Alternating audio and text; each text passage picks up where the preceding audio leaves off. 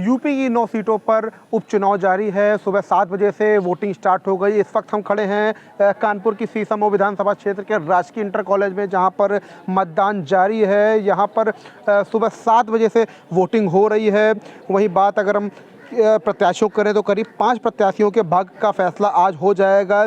तो यहाँ पर अगर हम पुलिस प्रशासन की बात करें तो 24 सेक्टर मजिस्ट्रेट लगाए गए हैं, बीएसएफ, आरएफ और 360 उपनिरीक्षक पुलिस, 127 उपनिरीक्षक महिला और 1559 मुख्य आरक्षी और 600 होमगार्ड यहाँ पर डिप्लॉयड किए गए हैं। आप देख सकते हैं किस तरह से यहाँ पर मुस्लिम महिलाएं हैं जो कि वोट डालने यहाँ पर पहुंची हुई हैं। बात अगर हम करें यहाँ के जो जाति समीकरण की, तो यहाँ पर टोटल 2,70,000 के आसपास मतदाता हैं जो अपने मताधिकार का आज प्रयोग कर रहे हैं। आप देख सकते हैं यहाँ पर सबसे बड़ा फैक्टर ये है कि सीसामऊ सीट इसलिए सबसे ज़्यादा हॉट मानी जाती है कि बाकी 8 विधानसभाओं में तो यहाँ पर 8 विधानसभा में तो जो विधायक हैं वो सांसद चुन लिए गए, जिसके बाद उपचुनाव वहाँ पर हो रहा है। लेकिन कानपुर में जो विधायक इरफान सोलंकी थे, उनको यहाँ पर कई मामलों में आगजनी समेत कई मामलों में उन्हें जेल हो गई थी, जिसके बाद उनकी विदायगी चली गई थी।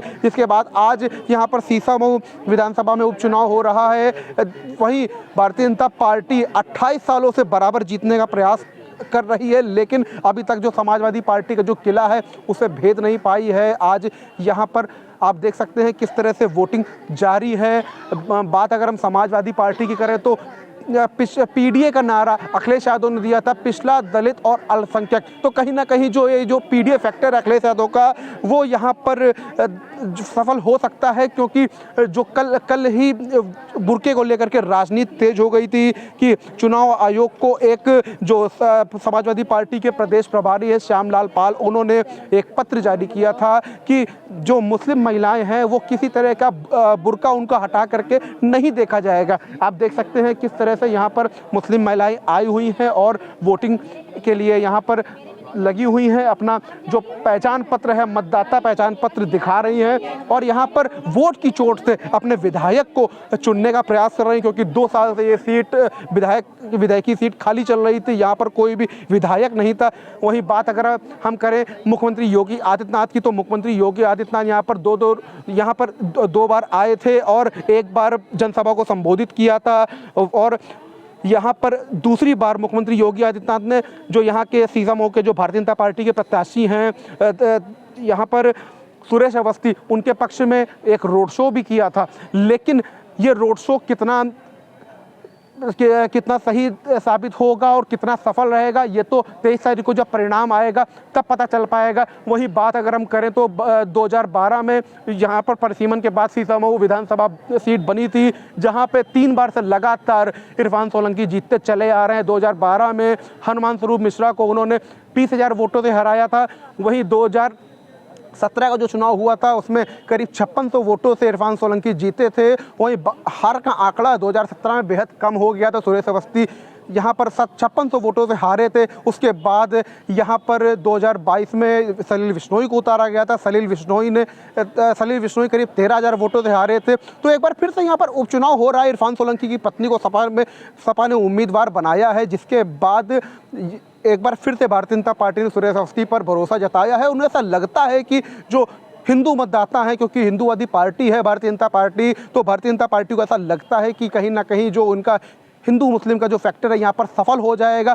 अब कहीं ना कहीं जो यहाँ पर 2,70,000 मतदाता है, तो उसमें योगी आदित्यनाथ समेत भारतीय जनता पार्टी के आलाकमान को लगता है कि जो हिंदू मुस्लिम का जो वोट है वो बट करके हिंदू वोट भारतीय जनता पार्टी के खाते में आ जाएगा। लेकिन इस चीज़ से भी इनकार नहीं किया जा सकता कि जो इरफान सोलंकी यहाँ पे जो विधायक रहे हैं उनको हिंदू वोट भी मिलता था, क्योंकि दलित कहीं ना कहीं उनको वोट देता था, क्योंकि 60,000 दलित और 60,000 ब्राह्मण वोट यहाँ पर है। बाकी सब में जो अल्पसंख्यक सबसे बड़ा एक वोट बैंक है। अल्पसंख्यक के बाद उन्हें दोनों का यहाँ पर वोट मिलता था। लेकिन भारतीय जनता पार्टी को लगता है कि उन्हें यहाँ पर हिंदुओं का वोट मिल जाएगा। लेकिन इरफान सोलंकी को वोट इसलिए मिलता था क्योंकि बनखंडेश्वर यहाँ का सबसे बड़ा मंदिर माना जाता है, जो बेहद ही प्रसिद्ध मंदिर है। बनखंडेश्वर मंदिर का निर्माण कहीं ना कहीं उसमें उसमें कहीं ना कहीं सुंदरीकरण का काम इरफान सोलंकी ने कराया था, तो हिंदू वोट में उनकी पैठ है। कहीं ना कहीं उनको विरासत की ये सीट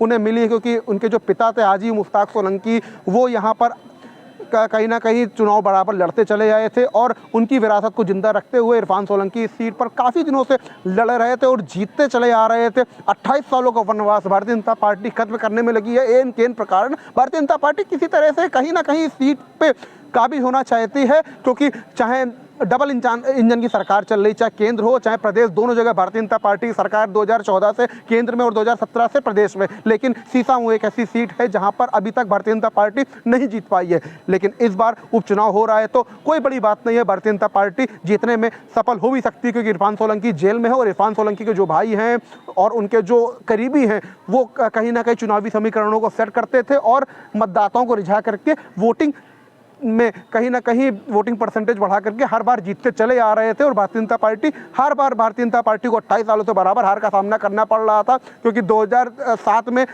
यहाँ पर संजू दरियावादी विधायक बने थे कांग्रेस से, उसके पहले 1991 और फिर 1993 फिर 1996 में यहाँ पर राकेश सोनकर भारतीय जनता पार्टी से विधायक बने थे। उसके बाद 28 सालों से भारतीय जनता पार्टी वनवास झेल रही है। अब कहीं ना कहीं भारतीय जनता पार्टी हो सकता है इस बार जीत जाए, क्योंकि उसे पूरी उम्मीद है, जिसको लेकर के सुरेश अवस्थी को मैदान में उतारा गया है। अब देखने वाली बात ये होगी 23 तारीख को यहाँ पर क्या नतीजे निकलकर सामने आते हैं। पंजाब केसरी टीवी के लिए कानपुर से प्रांजल मिश्रा।